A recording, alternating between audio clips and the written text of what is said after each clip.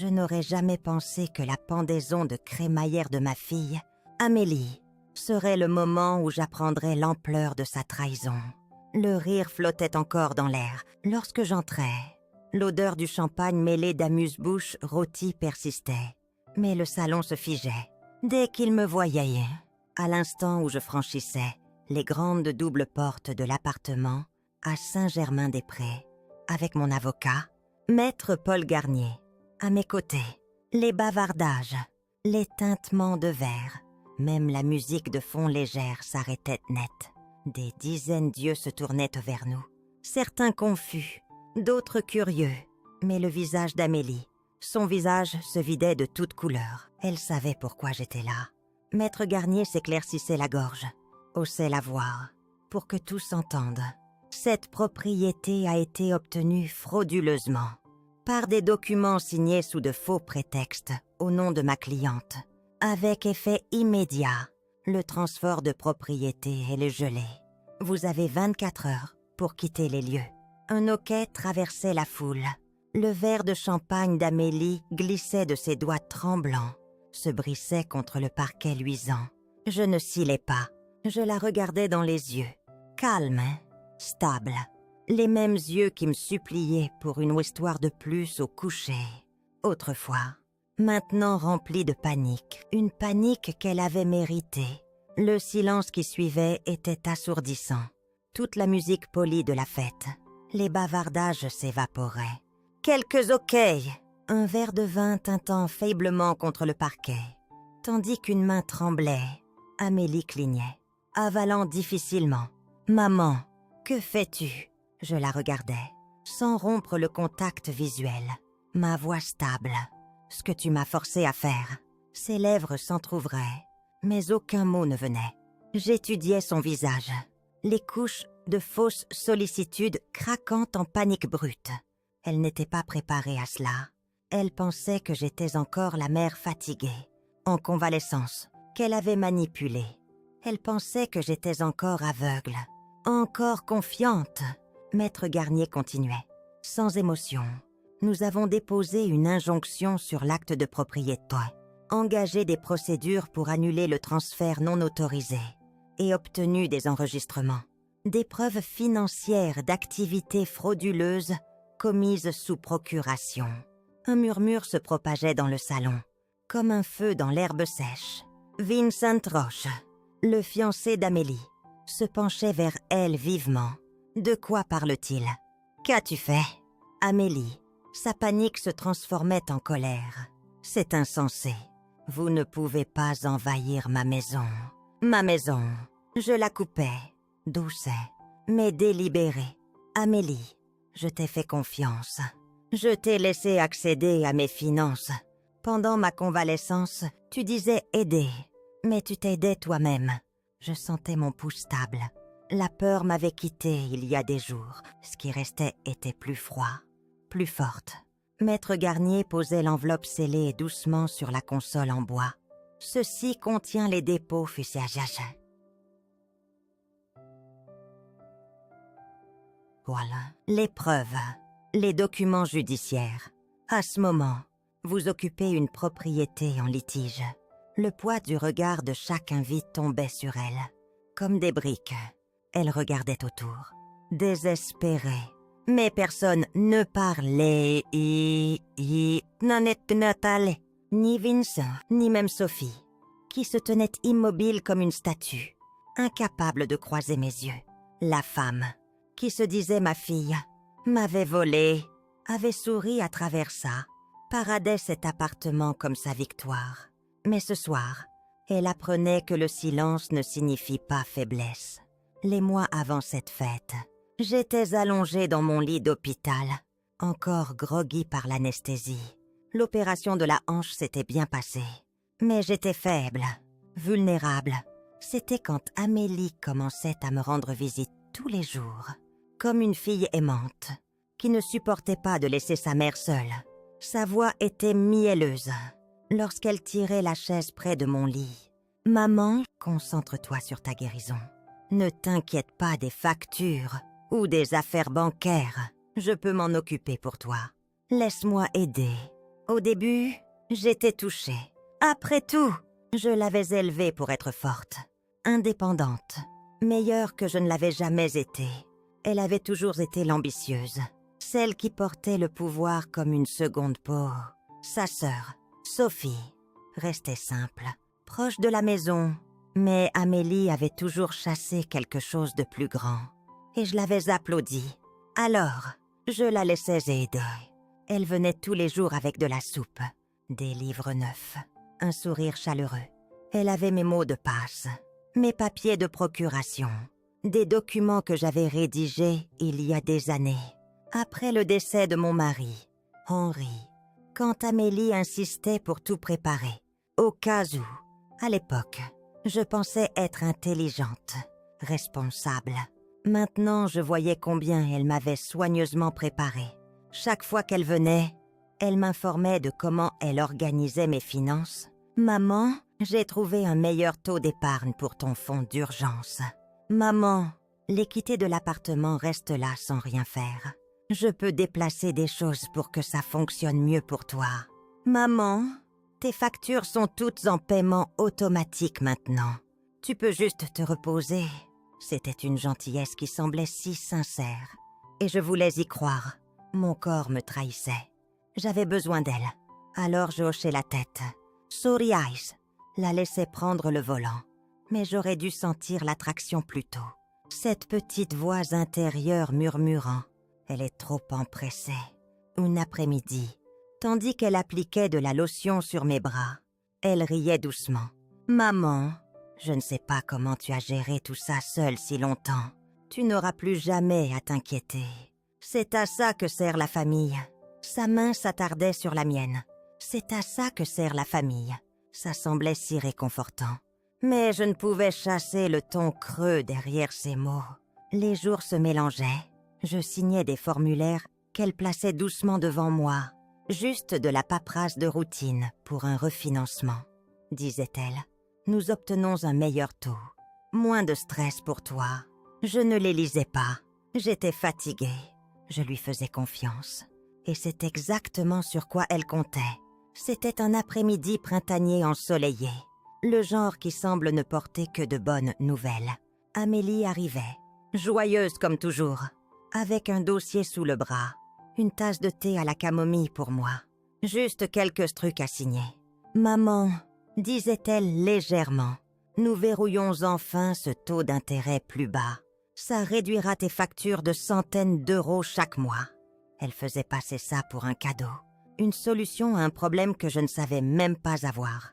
Je prenais le dossier, feuillettant la pile épaisse de papier couvert de textes légal denses. Mes yeux se brouillaient presque instantanément. L'impression trop petite, le langage délibérément compliqué. Mais Amélie était patiente. Elle se penchait plus près, tapotant doucement son ongle manucuré sur les lignes de signature. « Iti, est ici, Guida est-elle ?» Voix apaisante. « Tu n'as pas à lire chaque mot. Maman, c'est juste de la routine. J'ai tout vérifié avec le prêteur déjà. Tu sais que je ne laisserai jamais rien t'arriver. » Et je la croyais. C'est la partie qui me retourne encore l'estomac. Je voulais la croire. Elle était ma fille. Elle venait tous les jours, s'assurait que j'avais mes médicaments, m'apportait mes collations préférées. Elle gérait même mes rendez-vous de kinésithérapie. Quand j'étais trop épuisée pour en garder la trace, pourquoi aurais-je suspecté quoi que ce soit? Après tout, n'était-ce pas ce que la famille était censée faire? Je signais 3 fois. Amélie souriait, repliait soigneusement les papiers dans le dossier, embrassait mon front, comme une infirmière bordant un patient. Voilà, tout est réglé. Maman, concentre-toi sur ta guérison. Je la regardais partir ce jour-là, fredonnant, tandis qu'elle emportait ce dossier par la porte, totalement ignorante que je venais de lui remettre les clés de toute ma vie. Les semaines passaient, les factures continuaient d'arriver. Rien ne semblait différent au début. Mes services publics étaient payés. Mon compte courant avait encore assez pour les courses. Amélie continuait de passer, toujours avec des mises à jour. toujours souriante, toujours occupée, toujours en contrôle. « C'est si bien que tu m'aies laissé Ada. Maman, disait-elle une fois, posant un gratin, tu n'as pas besoin de stress. » Je hochais la tête, reconnaissante encore, trop aveugle pour voir la corde invisible se resserrant autour de mon cou. La vraie tempête se rassemblait encore en coulisses, et j'ignorais qu'elle avait déjà utilisé mes signatures pour emprunter contre mon appartement à Le Marais. Le dernier Lex Donnery, sécurisant un prêt à 6 chiffres avec ma maison comme garantie, sans mon plein consentement, sans ma connaissance. Je lui avais donné ma confiance, et elle l'avait vendue, la partie la plus écœurante. Elle n'avait jamais eu besoin d'élever la voix. Elle ne m'avait jamais pressée. Elle n'avait même pas eu à mentir directement. Amélie me connaissait trop bien. Elle savait exactement quelle corde tirer. Les douces, celles étiquetées maternité. Confiance et je ne fais qu'aider. Et moi, désespérée de me sentir aimée dans mon moment le plus faible. Je lui avais tendu le couteau et tourné le dos. Je peux encore entendre sa voix douce, sucrée dans cet appartement. Celui qu'elle volait lentement. Tout est sous contrôle. Maman, tu es en sécurité. Tu peux te détendre. Elle s'assurait que j'étais si à l'aise. Je n'avais jamais remarqué que je me noyais. C'était une chose si stupide. Vraiment, je n'essayais même pas d'écouter. Amélie était dans le salon de mon appartement à Le Marais, discutant au téléphone, tout en remuant une soupe. J'étais allongée sur le canapé, jambes surélevées, faisant semblant de lire sur mon vieux fauteuil en cuir. Je pouvais entendre sa voix flotter, désinvolte, légère, jusqu'à ce que les mots changent. Ouais, ça a parfaitement fonctionné. Maman m'a pratiquement offert la compte, sans même s'en rendre compte. Mon estomac se serrait. Je ne bougeais pas, je ne respirais même pas. Sa voix tombait en un gloussement. Non, Vincent n'a aucune idée non plus. Pour lui, tout vient de mon bonus. Elle me fait totalement confiance. Pauvre chose, pauvre chose. Je fixais les moulures du plafond, comptant les motifs pour m'empêcher de bondir et de la confronter sur le champ. Elle continuait de rire doucement, sa voix s'évanouissant, tandis qu'elle se dirigeait vers la cuisine. Mais ces quelques mots restaient, résonnant dans le creux de ma poitrine, à compter, sans même s'en rendre compte. Pauvre chose.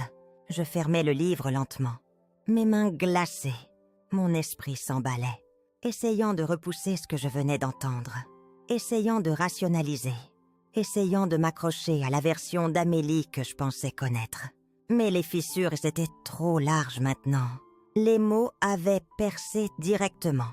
Pendant des heures après son départ ce soir-là, je restais dans l'appartement silencieux, fixant rien. Le poids de cette blague entendue par hasard était écrasant. Ma fille, mon sang, m'avait piégée. Elle ne m'aidait pas par amour. Elle m'avait préparé.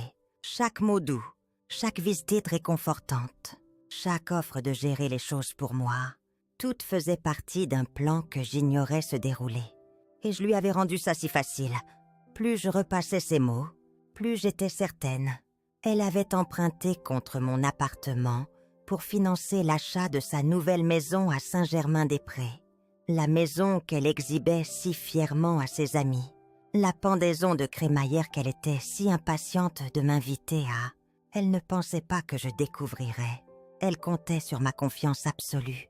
Elle pensait que j'étais trop vieille, trop fatiguée, trop reconnaissante pour son attention pour même suspecter. Mais cette nuit-là, tandis que la colère montait sous mon chagrin, quelque chose d'autre s'éveillait en moi. Une résolution, une clarté froide, stable. Elle avait fait une erreur, pensais-je. Elle m'avait sous-estimée. Je ne l'avais pas confrontée cette nuit-là. Je ne l'avais pas accusée avec des larmes ou des questions. Non, je restais silencieuse. J'avais besoin de preuves, et j'allais les obtenir, discrètement. Car contrairement à elle, je savais attendre. Et j'en avais fini d'être la pauvre chose. À partir de cette nuit, je devenais quelqu'un de nouveau. Quelqu'un qu'Amélie ne savait plus lire. Je souriais, quand elle visitait. Je la remerciais pour chaque gratin. Je hochais la tête à chaque mise à jour sur comment tout se passait bien. Mais dès qu'elle partait, je me transformais en quelque chose de plus vif. Je commençais à creuser. Ça commençait par mes relevés bancaires. Elle avait encore tout acheminé via le compte en ligne commun qu'elle avait créé pour ma commodité. Mais elle était négligente, imprudente, probablement trop à l'aise après des mois d'accès non contrôlés. Quand j'ouvrais le registre numérique, je voyais immédiatement des choses qui glaçaient mon sang. Transferts, retraits, paiement de prêts, des montants bien plus grands que ce que mes modestes fonds de retraite nécessitaient. Une entrée attirait mon attention, une somme forfaitaire de 300 000 €, étiquetée comme « avance sur équité ». Le nom d'un prêteur privé que je ne reconnaissais pas était à côté de la transaction. Je fermais les yeux, m'adossais, forçant ma respiration à rester stable. Je voulais crier, pleurer, mais je ne pouvais plus me le permettre. Elle avait emprunté contre mon appartement à Le Marais. Ma maison, la seule chose qu'Henri avait laissée, après que le cancer l'avait pris. La seule fondation stable que j'avais. Amélie l'avait utilisée comme garantie pour sa nouvelle vie. Et j'avais tout signé sous sa manipulation douce, prudente. Et pourtant, même si la rage brûlait sous ma peau, je restais calme. J'avais appris quelque chose cette nuit-là. La rage est bruyante, et les gens bruyants font des erreurs. Je ne serais pas bruyante, je serais délibérée. Le lendemain, quand Amélie arrivait, joyeuse comme toujours, je jouais mon rôle. « Maman, tu as l'air tellement mieux aujourd'hui », gazouillait-elle, posant un bouquet sur la table à manger. « Je t'ai dit, tout ce stress s'évanouit. Quand tu me laisses gérer les choses, je souriais. Tu as tant fait. Ma chérie, je ne sais pas ce que j'aurais fait sans toi. » Elle rayonnait. Son piège avait si bien fonctionné. Elle ne sentait même pas le changement sous mes mots. Tandis que nous prenions le thé, elle babillait sur les plans de pendaison de crémaillère. Comment les parents de Vincent étaient impressionnés par l'accord hypothécaire qu'elle avait sécurisé. J'écoutais, chaque mot un autre fil dans sa toile de mensonges. Quand elle partait, j'appelais la seule personne que je savais comprendrait, Maître Paul Garnier, l'ancien avocat d'Henri. « Henri, Paul », disais-je, voix calme, mais ferme. « J'ai besoin de ton aide, et j'ai besoin que tu sois discret. » C'était le premier vrai pas, le moment où j'arrêtais d'être sa victime et commençais à être sa conséquence. Ce soir-là, je m'asseyais seule à ma table à manger, feuillettant les vieux dossiers d'Henri. Il avait tout gardé, des registres méticuleux, détaillés de décennies de notre vie ensemble. C'est alors que je le trouvais, le compte d'urgence qui n'avait pas été touché. Depuis sa mort, celui dans lequel Amélie avait puisé, comme si c'était son cochon tirelire personnel. Je passais mes doigts sur son écriture soignée, ma gorge se serrant. Je pouvais presque entendre sa voix murmurer à travers le silence. « Ne les laisse pas prendre ce que nous avons construit. » Isabelle, c'était le moment où je laissais vraiment partir la mère qu'Amélie pensait que j'étais, devenant la femme qu'elle ignorait avoir créée, celle qui ne mendie pas, celle qui finit ce que les autres commençant. L'appartement était immobile cette nuit-là. Je m'asseyais sous la lueur tamisée du vieux lustre qu'Henri avait installé de ses propres mains, les mêmes mains qui avaient tenu les miennes à travers chaque tempête que la vie nous lançait. Son écriture me regardait depuis le dossier usé, si soignée, si précise. Même après la mort, il était encore là, me guidant. Le compte d'urgence qu'il avait construit pour nous était censé être mon filet de sécurité. Notre promesse l'un à l'autre. S'il arrivait quelque chose, il y aurait toujours quelque chose. Sûr, intact. Mais maintenant, il était vide. Amélie l'avait vidé. Je ne savais même pas quand. Cette réalisation tombait plus lourdement que prévu. La trahison n'était pas juste financière.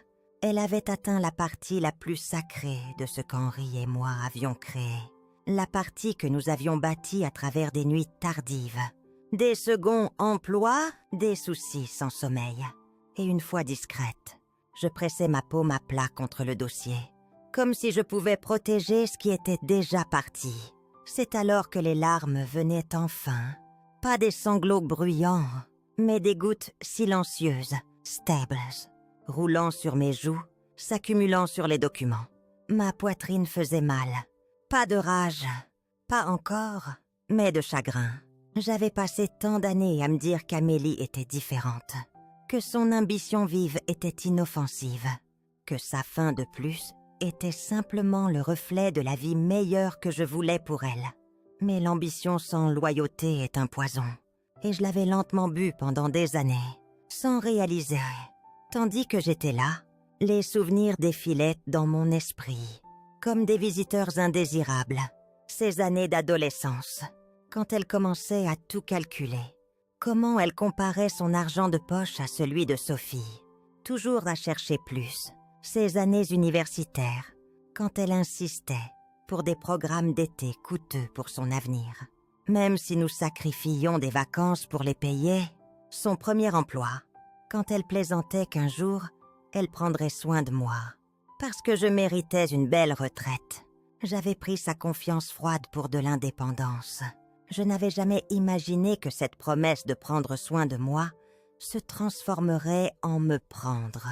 Vers minuit, j'entendais l'horloge sonner. L'appartement était douloureusement silencieux. Henri aurait géré ça différemment, pensais-je. Il avait toujours été patient, prudente, mais féroce quand nécessaire. C'est alors que quelque chose en moi cliquait. Je réalisais que ce n'était pas une question de se venger. C'était de réclamer ce qui était à moi. Pas juste l'appartement, pas juste l'argent, mais la dignité que j'avais laissée être érodée, morceau par morceau, sous le couvert de l'aide. Je ne crierai pas, je ne hurlerai pas, je n'en ferai pas un spectacle. Non, je préparerai. Le lendemain matin, avec des doigts tremblants, mais stables, j'appelai Paul à nouveau. Ma voix était basse, mais portait quelque chose de nouveau, de l'acier sous le calme. Paul, nous devons obtenir chaque document qu'elle a touché, chaque transfert, chaque dossier de procuration, discrètement, avant qu'elle ne suspecte quoi que ce soit. Il ne posait pas de questions. Il disait juste « Viens cet après-midi, apporte tout ce que tu peux trouver ». C'était le deuxième vrai pas, le passage du chagrin à la concentration. Amélie pensait que j'étais fragile. Mais les choses fragiles se brisent. J'étais autre chose entièrement. Quand je pénétrais dans le bureau de Paul Garnier, le chagrin s'était transformé en une colère calme, délibérée. Il levait les yeux de son bureau. Lorsque j'entrais, son visage marqué d'une sollicitude discrète. Paul connaissait Henri et moi depuis près de 40 ans. Il avait géré nos testaments, notre hypothèque, même aidé. Quand nous avions acheté l'appartement à Le Marais il y a des décennies, il était de la famille, toute sauf par le sang. « Es-tu sûre d'être prête pour ça, Isabelle ?» demandait-il doucement. Je posais le dossier épais sur son bureau avec une main stable. J'étais prête au moment où je l'ai entendu dire que j'avais offert la compte. Paul ouvrait le dossier, parcourant les registres que j'avais passé des jours à collecter.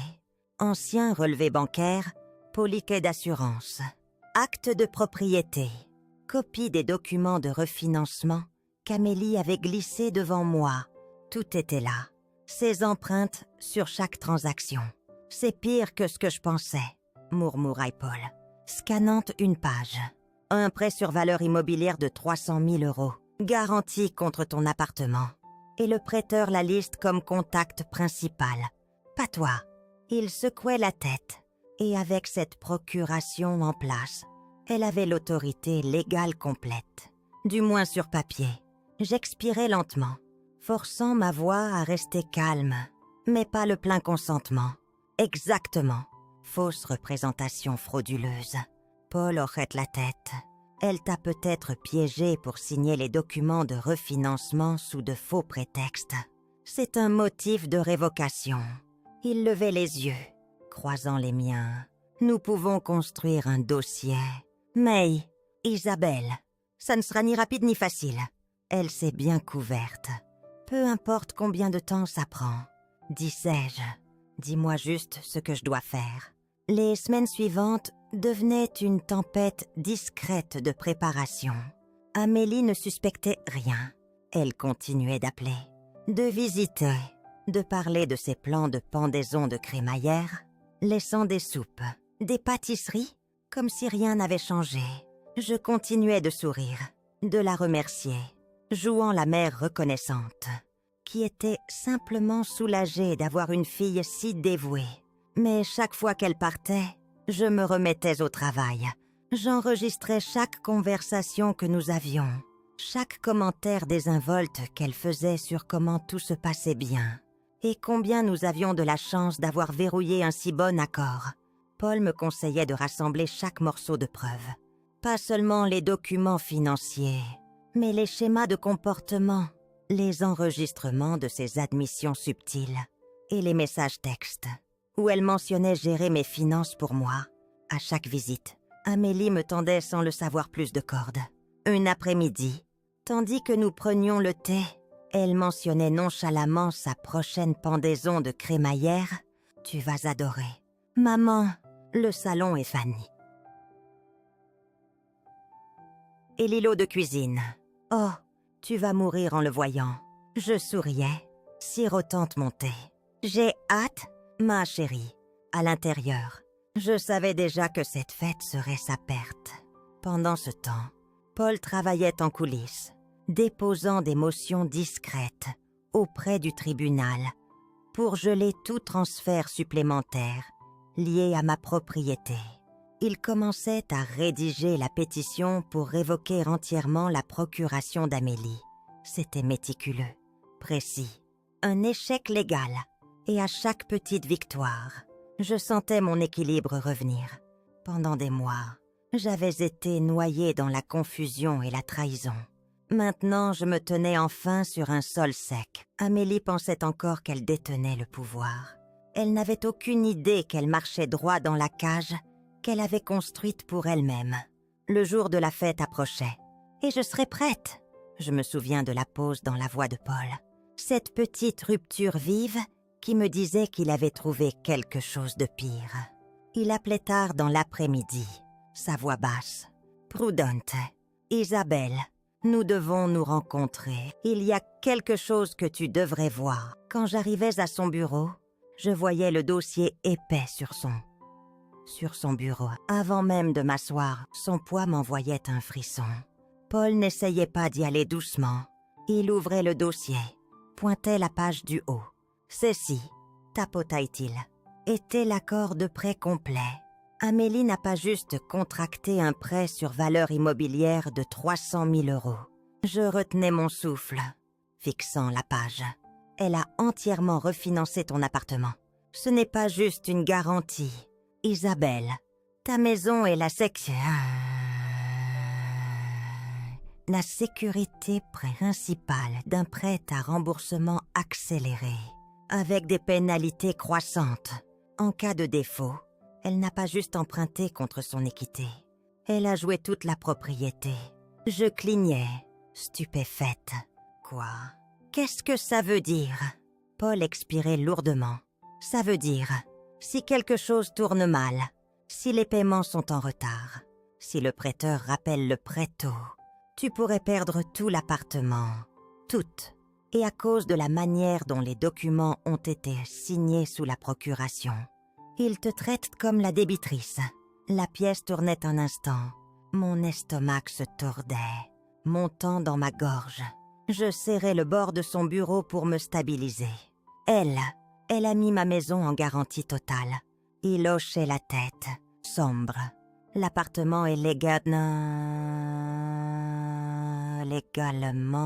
en danger. Isabelle, elle a essentiellement utilisé ta signature pour soutenir l'achat entier de sa maison. Je restais là, fixant les petites lignes nettes de texte légal, les petits caractères que je n'avais pas lus, quand Amélie plaçait ses documents devant moi il y a des semaines. Comme il était facile de lui remettre mon avenir, l'héritage d'Henri, ma sécurité. Elle savait exactement ce qu'elle faisait. J'attendais que le chagrin revienne, l'impuissance, mais à la place, ce qui s'installait en moi était bien plus froid. Ce n'était jamais juste de l'avidité, c'était du contrôle. Amélie ne m'avait pas juste volé. Elle voulait me rendre dépendante, impuissante. Elle voulait m'enlacer si fort dans sa toile financière que je ne pourrais jamais me libérer. Elle avait calculé chaque étape, la file douce, habillant soigneusement sa trahison en aide. Mais elle avait mal calculé une chose. Elle pensait que je resterais faible. La voix de Paul perçait mes pensées. Nous avons encore un chemin. Isabelle, les enregistrements que tu as rassemblés. Le fait que tu récupérais d'une chirurgie quand ceci a été signé. Les preuves claires de fraude par inducement. Tout cela renforce notre dossier. Je hochais la tête. Ma voix sortait stable. Dépose tout. Paul, gèle la propriété. Gèle tous les comptes restants qu'elle a touchés. Il se penchait en avant, parlant prudemment. Ça deviendra probablement très laid. Isabelle, je croisais ses yeux. Sans cligner, elle l'a déjà rendu laid. Je ne fais que nettoyer. À partir de ce moment, nous accélérions tout. Paul déposait des motions pour révoquer entièrement la procuration, citant la vulnérabilité médicale et la fraude. Nous soumettions le dossier complet de relevés bancaires, d'enregistrements vocaux et de messages textes. Le système légal bougeait plus lentement que je voulais.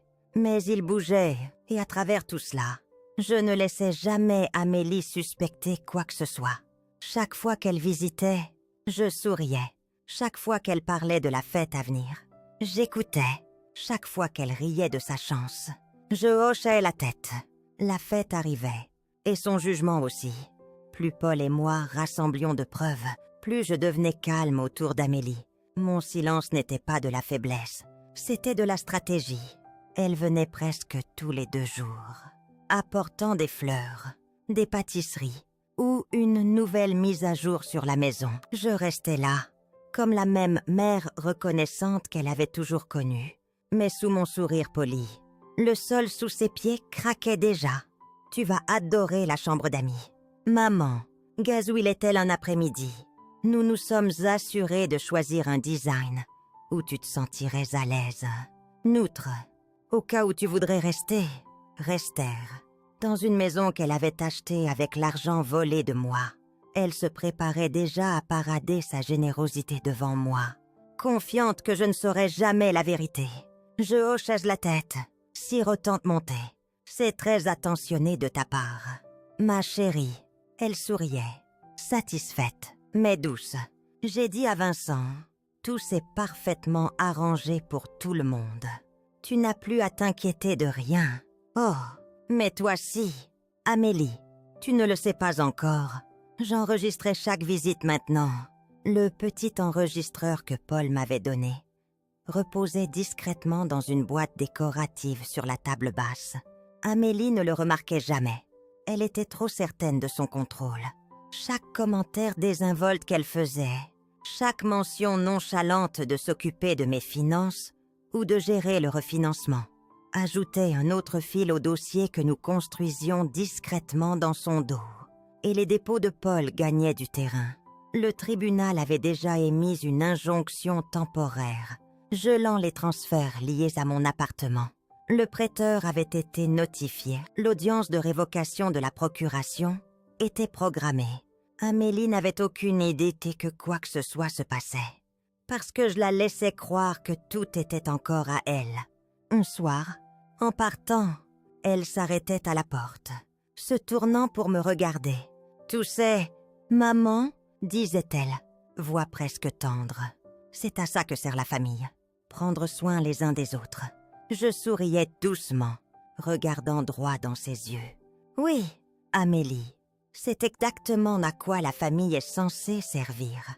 Et pour la première fois, je voyais une lueur de quelque chose dans ses yeux. Était-ce du doute, une ombre de suspicion, ou juste son arrogance habituelle? Quoi qu'il en soit, je restais immobile, calme, contrôlée. Si elle sentait quelque chose, elle ne le montrait pas. Dès que la porte se fermait, j'expirais. La tension dans ma poitrine se relâchait un instant. Je marchais vers l'enregistreur, l'éteignais, étiquetais le fichier. Visite d'Amélie, admission complète. Paul serait satisfait. Un autre morceau de corde. Plus tard cette nuit-là, je me tenais devant le miroir de ma salle de bain, m'entraînant à mon visage. Ma voix, mon calme. Je savais que la confrontation viendrait bientôt. Et quand elle viendrait, je ne pouvais pas craquer. Les larmes ne me gagneraient rien. L'indignation ne m'aiderait pas. Amélie comptait sur moi d'être émotive. C'est ce sur quoi les manipulateurs comptent toujours. Si vous êtes émotif, vous êtes facile à écarter, facile à manipuler, reste froide. Isabelle, me disais-je, reste silencieuse. Le silence ne signifiait pas faillible. Et pourtant, les invitations pour la pendaison de crémaillère partaient. Elle invitait des amis, des collègues, de la famille, même Sophie. Tout le monde sauf moi, pas directement. Mais quand elle en parlait nonchalamment lors de ses visites, il était clair qu'elle s'attendait à ce que je décline. Elle ne voulait pas de moi là-bas, sauf si je pouvais jouer la mère aimante, ignorante. Elle ne savait pas que j'avais déjà prévu d'être là. Elle ne savait juste pas comment j'arriverais. Quand l'invitation arrivait par la poste, je riais presque, imprimée sur un carton épais, coûteux, or pâle avec des lettres en relief. Amélie et Vincent, célébration de nouvelle vie. Aucune note personnelle, juste une invitation formelle adressée à Madame Isabelle Laurent. Ce petit détail me disait tout. Elle voulait que je sois là, mais seulement comme accessoire. Une pièce de fond. La mère souriante, approuvante, qui hocherait poliment, pendant qu'elle exhibait tout ce qu'elle avait volé. Ce n'était pas une demande, c'était une performance, et j'y assisterais. Juste pas dans le rôle qu'elle imaginait. Paul appelait cet après-midi. L'injonction est verrouillée. La propriété gelée, en attendant l'audience de fraude. Bien, disais-je. Et les enregistrements? Il semblait satisfait. Les transcriptions sont déposées. Nous avons plus qu'assez pour démontrer une fausse représentation. Mais, Isabelle, une fois que tu montres ton jeu, ça deviendra laid. Je souriais faiblement, ma voix stable. C'est pour ça que tu es là. Paul, je n'ai plus peur du laid. Il riait doucement, bien que son ton restait sérieux. Une chose de plus que je veux déposer avant la fête. Une révocation préliminaire de la procuration. Elle sera enregistrée publiquement d'ici là. Parfait, disais-je. La semaine menant à la fête, Amélie restait occupée, jouant la fille attentive. Ne te surmène pas. Maman, disait-elle doucement lors d'une visite. Je sais que les grands événements te fatiguent. Si tu es trop fatigué pour venir, nous comprendrons tout à fait. Elle souriait largement, mais je le voyais clairement maintenant. Cette petite lueur d'inconfort dans ses yeux. Elle ne voulait pas vraiment de moi là-bas. Elle voulait l'idée de moi là-bas, silencieuse, conforme, contrôlée. Elle ne voulait pas ma présence. Elle voulait mon absence, déguisée en mon propre choix poli. Je lui rendais son sourire. Oh, ma chérie, je ne manquerai ça pour rien au monde. Ses lèvres se crispaient légèrement. Bien, le patron de Vincent sera là. Et ses parents sont arrivés hier. C'est important de leur montrer à quel point notre famille est forte. Forte. Elle pensait encore qu'elle gagnait. La veille de la fête, je m'asseyais à nouveau devant le miroir de ma salle de bain. Pas avec du chagrin, pas avec de la peur, mais avec de la précision. Je répétais ma voix, calme, égale.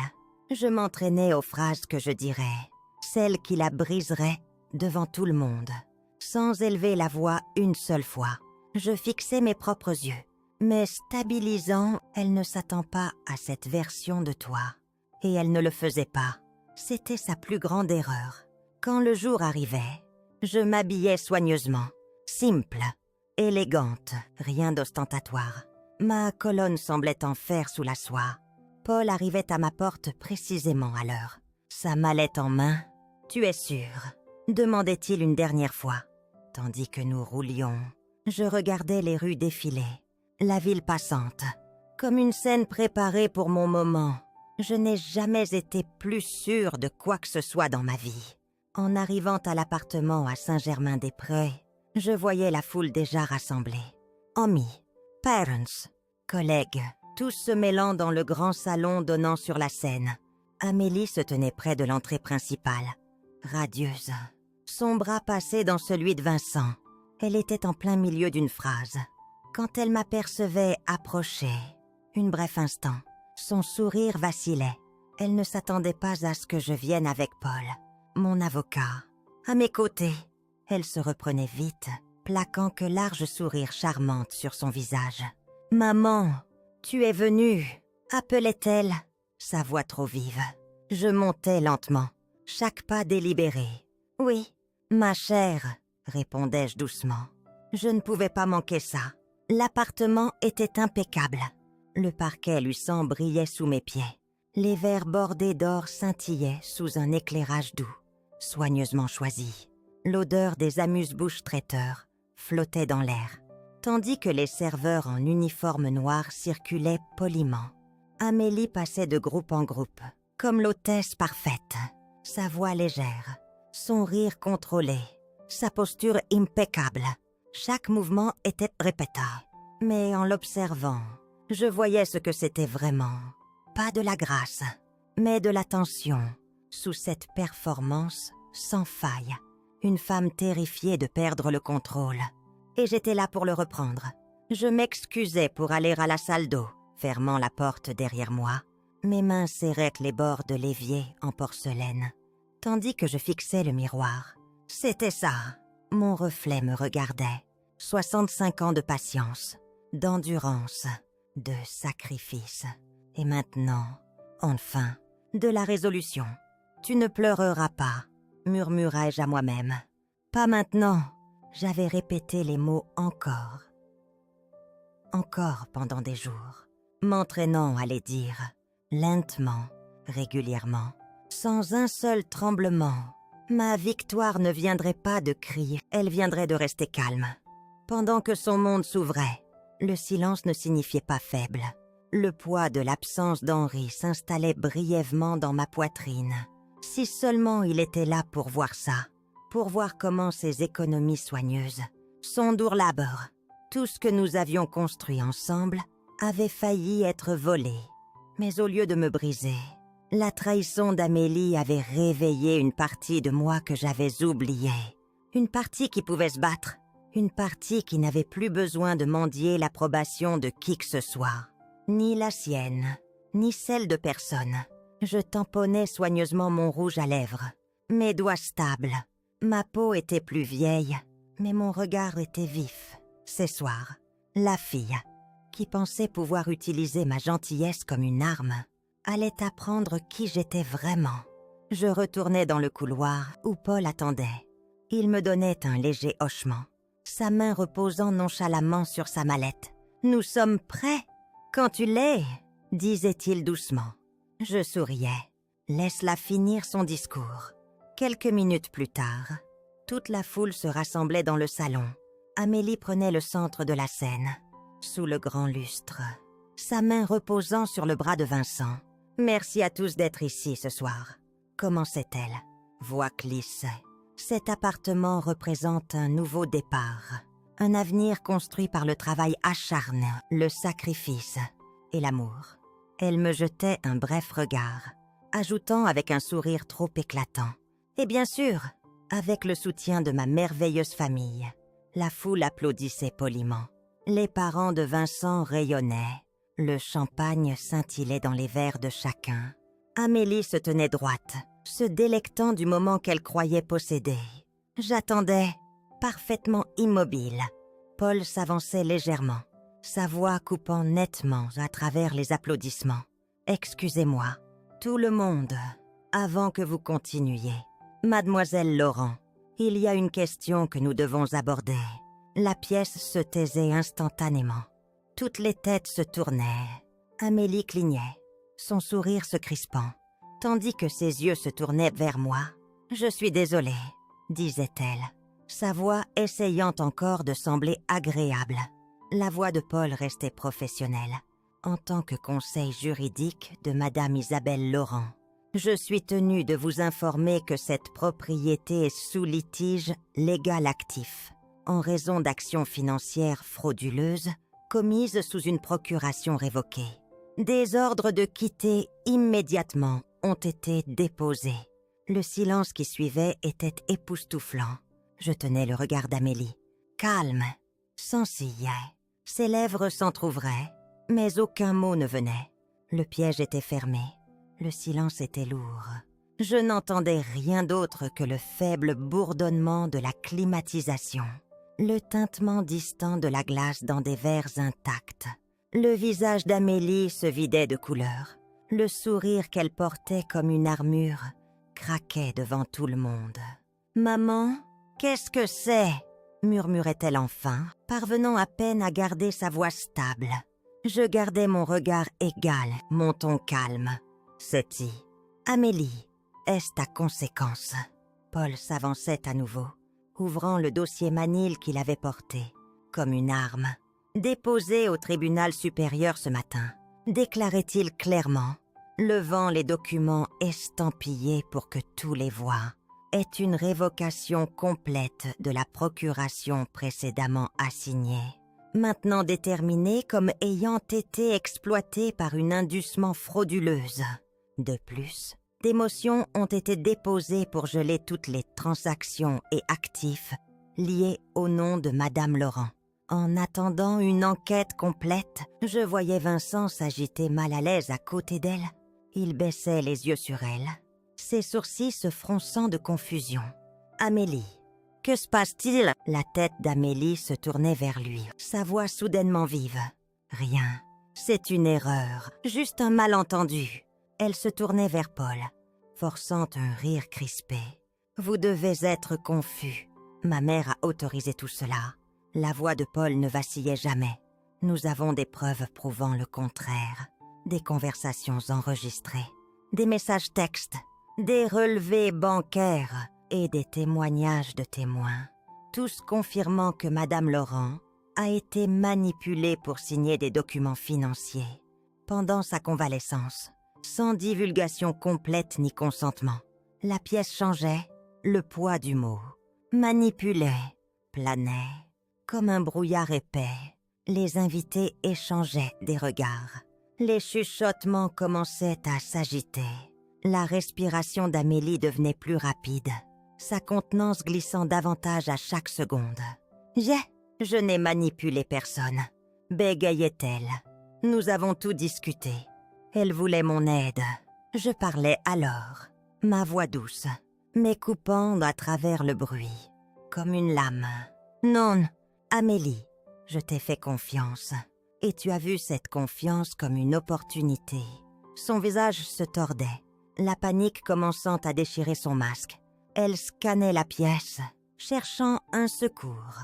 Mais aucun ne venait. Même Sophie restait figée, yeux écarquillés, silencieuse dans le coin. Puis Paul sortait sa pièce finale.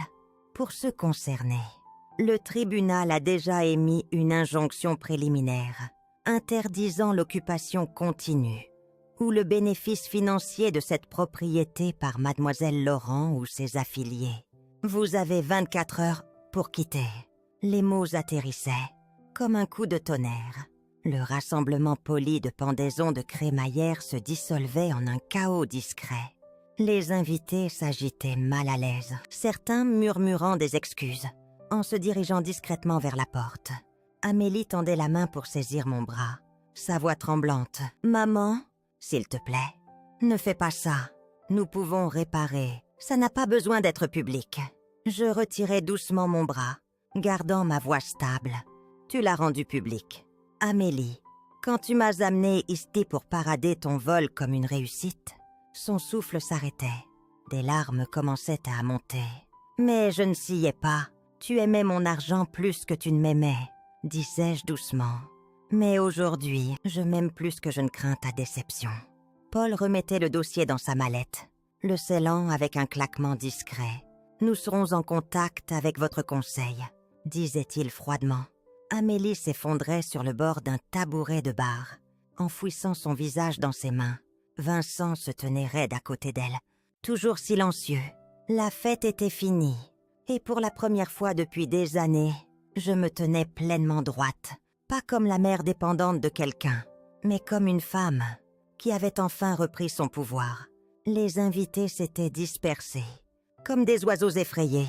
Quelques membres proches de la famille s'attardaient maladroitement près de la porte, chuchotant entre eux avec des yeux carquillants. Personne n'osait m'approcher. Amélie restait figée sur le tabouret, ses épaules tremblant légèrement, bien qu'elle essayât désespérément de se tenir. Mais Vincent, c'était lui qui craquait d'abord. Tu as contracté une seconde hypothèque. Sa voix était basse, mais venimeuse. Ses yeux se rétrécissaient sur elle, comme s'il ne comprenait pas pleinement ce qu'il venait d'apprendre. La tête d'Amélie se relevait vivement. Vincent, écoute, ce n'est pas ce que ça semble. C'était juste un prêt temporaire. Tout était sous contrôle. Nous allions le rembourser. Il reculait d'un pas, secouant lentement la tête. Tu m'as menti. Tu as utilisé la propriété de ta mère, sans me le dire. Tu m'as dit que cet appartement était acheté avec ton bonus. Tes économies. Sa voix montait, frénétique maintenant, parce que tu n'aurais pas été d'accord. Tu disais toujours que nous ne pouvions pas nous le permettre, que c'était trop risqué. Mais je l'ai arrangé. Vincent, je l'ai géré. Tu l'as géré, répétait-il amèrement. Tu as tout risqué. Mon travail, ma réputation. Tu as lié mon nom à une fraude. La tension qui mijotait depuis des mois, peut-être même des années, s'ouvrait grand entre eux. Et je me tenais là, regardant silencieusement la maison de cartes qu'elle avait construite s'effondrer enfin. Paul se tenait discrètement à mes côtés, laissant tout se dérouler. Nous n'avions pas besoin de dire un mot. Amélie démantelait sa propre défense parfaitement. Les parents de Vincent s'approchaient prudemment. Sa mère murmurait à son fils « Est-ce que tout cela est vrai ?» Il frottait son visage rudement, expirant forte. Apparemment, oui. Amélie se tournait à nouveau vers lui, plus désespérée maintenant. « Vincent, s'il te plaît, je l'ai fait pour nous. » « Non, Amélie, tu l'as fait pour toi. » lançait-il. « Tu le fais toujours. » Ça brisait quelque chose en elle. Ses mains s'élevaient, tandis qu'elle commençait à sangloter ouvertement. Le mascara attachant, le souffle saccadé. J'essayais de nous donner une vie. J'essayais de te rendre fière. Tu n'avais pas besoin de voler pour ça, grondait-il. Le poids dans la pièce changeait. Pendant des années, Amélie avait toujours été le centre, contrôlant toujours le récit avec charme, confiance, mots soigneusement choisis. Mais maintenant, ces mots la trahissaient.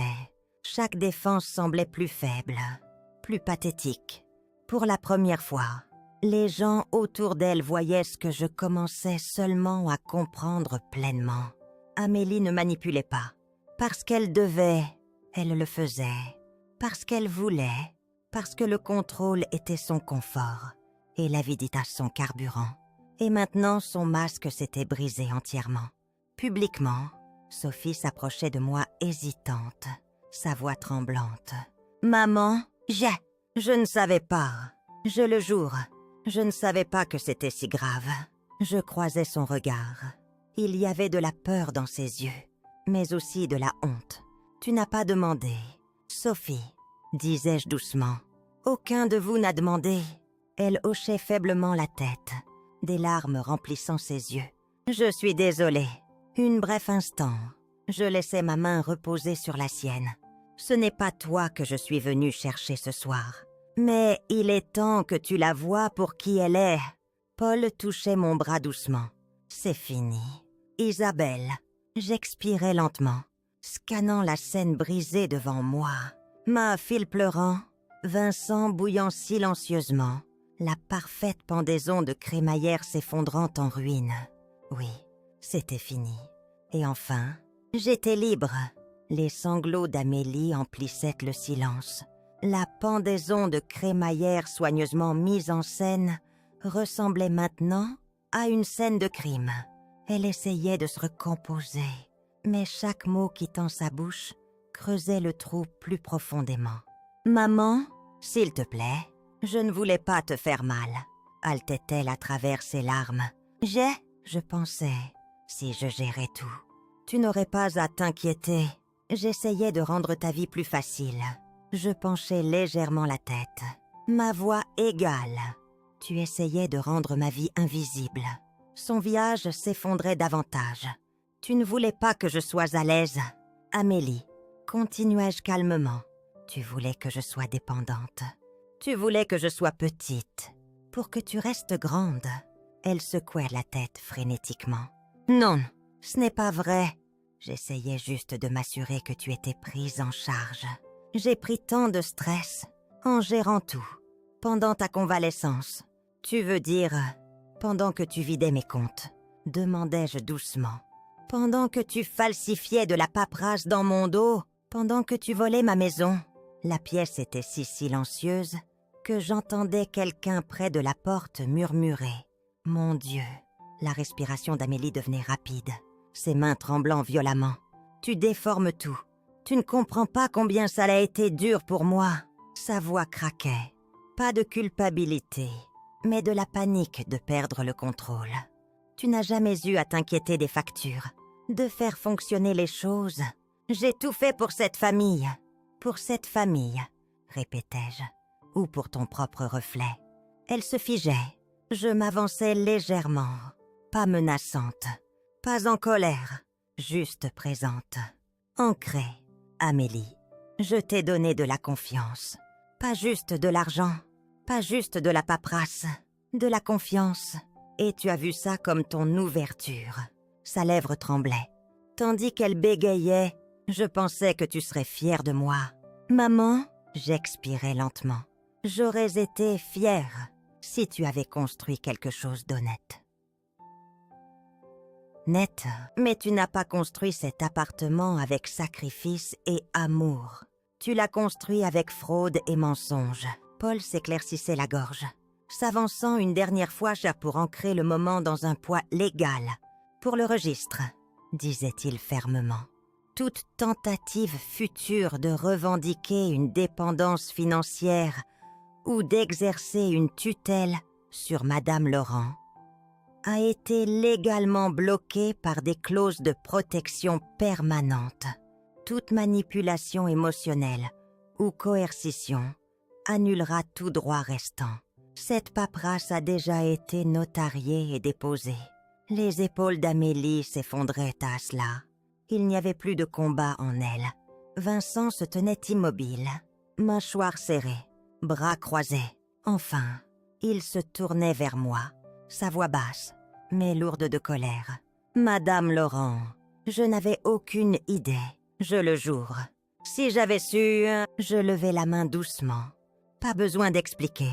Vincent, mais tu devras décider avec qui tu te tiens à l'avenir. » Son visage s'assombrissait.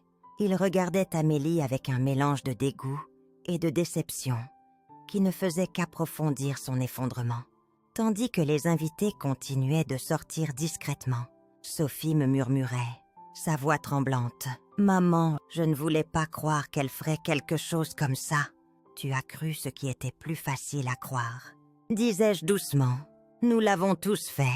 Jusqu'à maintenant. » Je sentais ses doigts trembler sous ma main. « Pour une fois, Sophie, disais-je doucement, ce n'est pas à moi que les excuses devraient être adressées. » La pièce était presque vide maintenant. Seule Amélie restait assise, ses sanglots se transformant en halètements discrets. Vincent se tenait près de la porte, ne la regardant plus. Paul me tendait le document final, la copie du dépôt judiciaire, estampillé et scellé. Je le tenais fermement.